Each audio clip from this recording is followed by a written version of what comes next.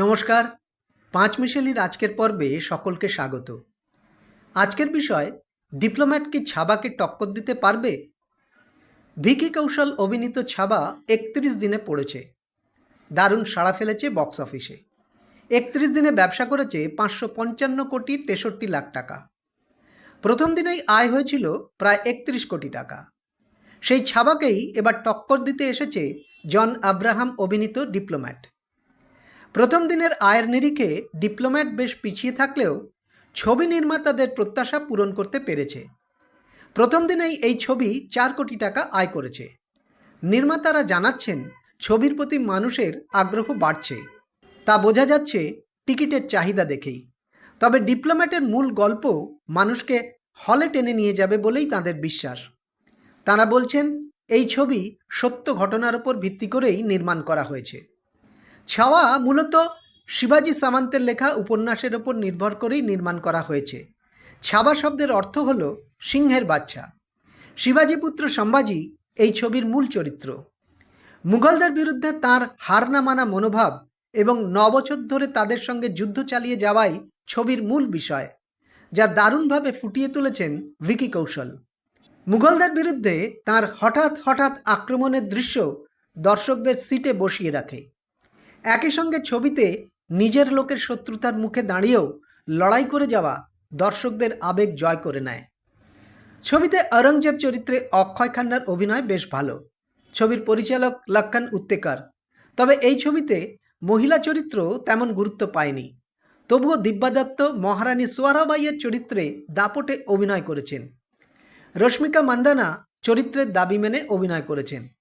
তবে এ.আর. রহমানের সুর অনেক সময় সময়ের সঙ্গে খাপ খায়নি। অন্যদিকে ডিপ্লোম্যাট সত্য ঘটনার উপর নির্মিত এক ছবি, যার কেন্দ্রে রয়েছেন একজন কূটনীতিক জেপি সিং। এই মুহূর্তে তিনি ইসরায়েলে ভারতীয় রাষ্ট্রদূত হিসেবে কাজ করছেন। এই ছবি নিয়ে তিনি অবশ্য কোনো মন্তব্য করেননি।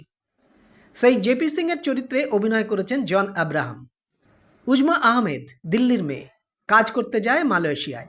সেখানে আলাপ হয় তাহের আলী নামে এক পাকিস্তানি যুবকের সঙ্গে। তার সঙ্গেই সে পাকিস্তানে যায়। সেখানে তার বিয়ে হয় তাহেরের সঙ্গে। বিয়ের পরেই উজমার স্বপ্নভঙ্গ। সে জানতে পারে তাহের বিবাহিত এবং তার ছেলে মেয়ে রয়েছে।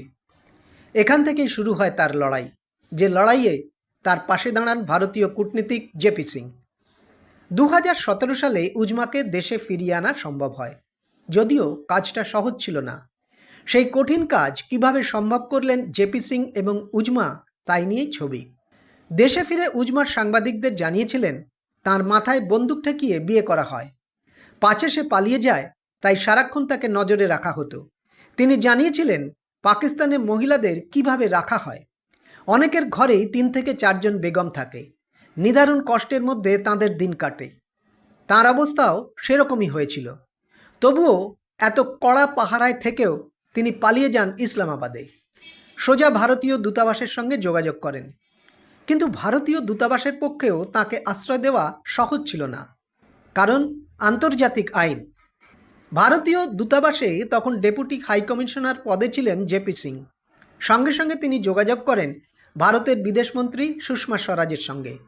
তিনিও উজমাকে দেশ কি বেটি বলে উল্লেখ করেন এবং তাকে ফিরিয়ে আনতে যা করা দরকার তাই করার নির্দেশ দেন। জেপি সিং তখন কিভাবে আইন বাঁচিয়ে আদালতের লড়াই করে উজমাকে ফিরিয়ে আনেন, সে কাহিনী ছবিতে দেখানো হয়েছে।